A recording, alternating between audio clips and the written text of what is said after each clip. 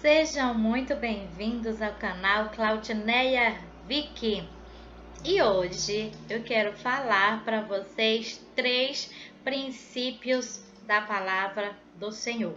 Compartilhar com você esse conhecimento para a sua vida ser edificada. Edifica a mim, edifica você, porque a palavra de Deus é uma espada de 2 gumes. Penetra aqui e penetra aí. Ela penetra até a divisão da medula e da alma. É a única coisa que consegue discernir teus pensamentos, teu coração. É a palavra de Deus. E hoje vamos começar com Mateus capítulo 18, versículo 19 e 20, que diz assim: Também vos digo que se 2 de vós concordarem na terra acerca de qualquer coisa que pedirem, isso lhes será feito por meu Pai que está nos céus. Porque onde estiverem 2 ou 3 reunidos em meu nome, aí estou eu no meio deles.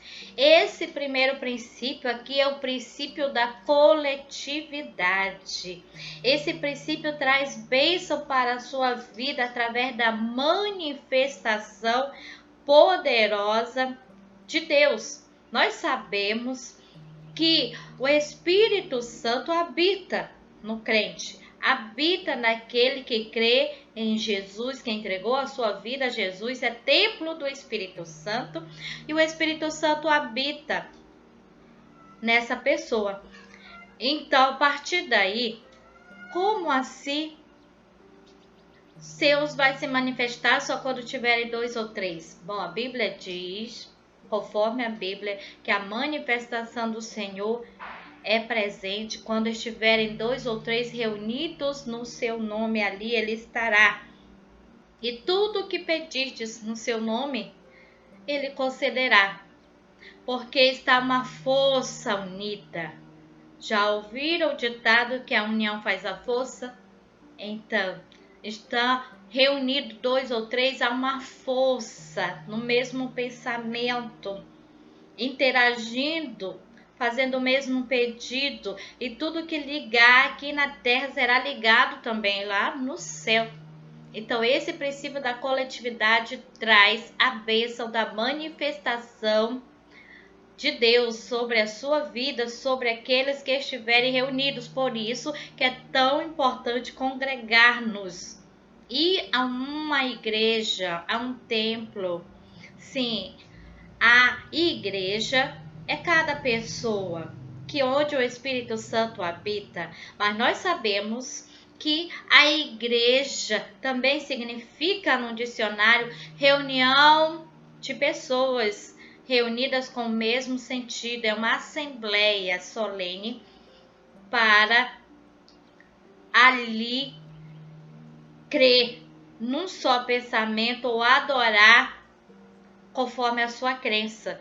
E nós, a igreja de Deus, somos um povo reunido num local para adorar a Deus. Nós vamos adorar a Deus num determinado local. Adoramos em casa, adoramos em qualquer momento, na escola, no trabalho. Mas quando nos reunimos na casa do Senhor, a manifestação poderosa ainda mais. Você sente a presença de Deus na sua casa? Sente. Mas você reunido com outras pessoas, há uma festa, há uma unção, um movimento do Espírito Santo trazendo sobre a sua vida algo diferente, algo sobrenatural. Esse é o princípio da coletividade. Amém? Então, nesse princípio, você tem que ter ciência que você não é a única pessoa, mas uma pessoa única. Então, por isso que você não pode ter esse pensamento de que eu não preciso ir para a igreja porque eu sou a igreja, então eu vou adorar a Deus somente aqui na minha casa. Você é uma pessoa única, mas você não é a única pessoa que crê em Jesus.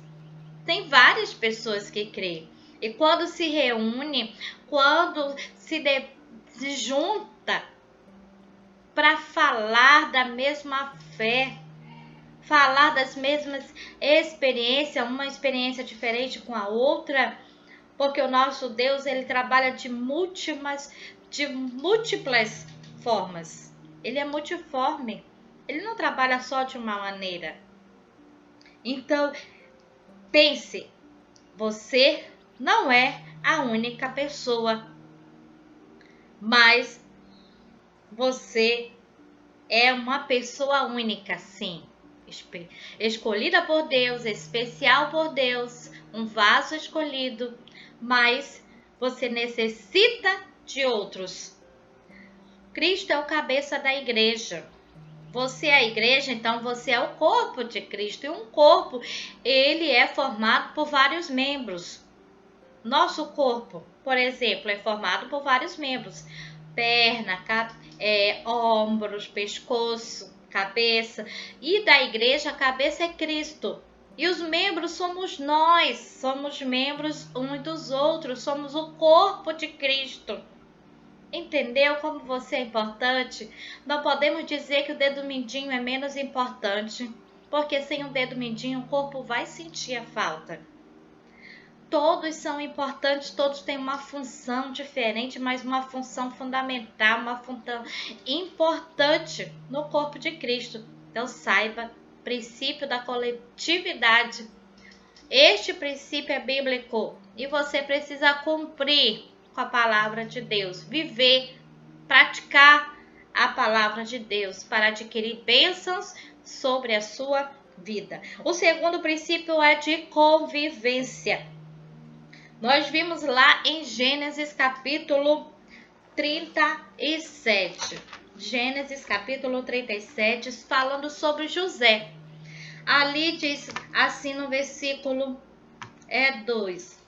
E estas são as gerações de Jacó, sendo José de 17 anos, apacentava as ovelhas com seus irmãos, e estava este jovem com os filhos de Bila, irmãos, e com os filhos de Zilpa, mulheres de seu pai, e com José trazia uma má fama deles a seu pai.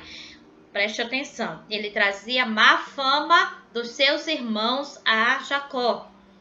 Versículo 4 diz: vendo, pois, seus irmãos que seu pai o amava mais do que a todos os seus irmãos, porque ele era o filho da sua amada, né? O filho que ele tanto esperava, da pessoa que ele muito amava, que era Raquel. E então ele aborreceram-no e não podiam falar com ele pacificamente. Não podiam falar pacificamente, porque crescia o ódio, crescia a inveja, crescia a raiva neles. Então o ambiente era horrível. O ambiente era muitas vezes assustador. Mesmo assim, José se mantinha na posição de filho obediente, mesmo sofrendo o aborrecimento dos seus irmãos, sofrendo a hostilidade dos seus irmãos. Mesmo assim, ele cumpria com o seu papel de filho obediente. Então aqui nós vimos um princípio de convivência. Para que Deus realize os propósitos na sua vida, você precisa aprender esse princípio da convivência. Mesmo diante de um ambiente hostil, de um ambiente onde haja confrontos com a sua pessoa, você não pode esquecer de que Deus te chamou com um propósito e você tem que permanecer em obediência. E você não pode sair dali, daquele ambiente por si só. José não saiu dali por si só. Ele foi tirado daquele ambiente por Deus, porque Deus não permitiu que seus irmãos o matassem. Mas fez o quê? Colocou ali, os irmãos resolveram vender. E Deus começou a elaborar, e já estava traçado o caminho, na verdade, de José. E colocou em prática já naquele momento o seu plano salvador, libertador sobre a vida de José. José é um tipo de Cristo na Bíblia que fala, porque ele sofreu calúnias, ele sofreu difamação, mas ele permaneceu calado. Ele ficou ali e ele deu perdão para seus irmãos no momento crucial que ele poderia não dar o perdão. Jesus nos deu perdão na cruz. Quando todos estavam crucificando, dizendo crucificai-o, crucificai-o. E ele mesmo assim disse ao Pai, Pai, perdoa porque não sabem o que fazem. Jesus liberou perdão, não somente para aqueles dois que estavam na cruz, um do lado dele, um do lado do outro. Não. Ele liberou perdão para toda a humanidade. E é todo aquele que nele crê, não vai perecer, vai ter vida eterna se você crê em Jesus de Nazaré. Ele libera perdão. Então aqui nós vemos o princípio da convivência. Ei, está hostil, está difícil o que você está passando, você está sendo massacrado no seu trabalho, no seu negócio, na escola, sofrendo muitas vezes ameaça, bullying, mas permaneça fiel a Deus. Não dê resposta à altura da ameaça, mas seja verdadeiro e diferente. Dê resposta branda. Haja como um verdadeiro filho de Deus, obediente a Ele, porque é Ele que te recompensará e tirará você dessa situação, porque a humildade procede à honra, aliás, a honra procede à humildade. Você tem que ser humilde para ser honrado. Então, continue na posição de humilde, para que você seja colocado no lugar que você almeja, que você sonha, para que seu sonho se realize. O sonho de José se realizou. O seu também pode se realizar, só continuando firme na promessa que Jesus te deu, na promessa que Ele dá, na sua palavra. Você tem que se apropriar e passar por essas situações. Paulo diz: tudo posso naquele que me fortalece, porque ele passou. Ele passou pela escassez, ele passou pela fartura, ele passou por fome, ele passou por tudo. E aí, no final, ele diz: tudo posso naquele que me fortalece, porque ele sabe todas as situações ele passou. Mas ele permaneceu firme e sabe quem é com ele. Quem é que deu o sonho, quem é que deu a promessa, que é o Deus Todo-Poderoso. Então, Jesus está contigo, Ele que morreu na cruz por você. Então, permaneça firme, não vacile, mas vigiai e orai e perseverai. Seja fiel até a morte, que o Senhor vai te dar a coroa da vida. O terceiro princípio aqui é da comunhão. Vamos ver em Lucas capítulo 22. Capítulo 22, versículo 28, que diz assim: e vós sois o que tendes permanecido comigo nas minhas tentações. Permanecer junto, na comunhão, na tentação, na adversidade, permanecer em união, não abandonar seus amigos, não abandonar a fé, não abandonar o que Deus tem te dado, não abandonar a igreja do Senhor, não abandonar a função que o Senhor tem lhe colocado, lhe confiado, não abandonar uns aos outros, mas permanecer. Aqui estava numa discussão de quem era o maior no reino dos céus.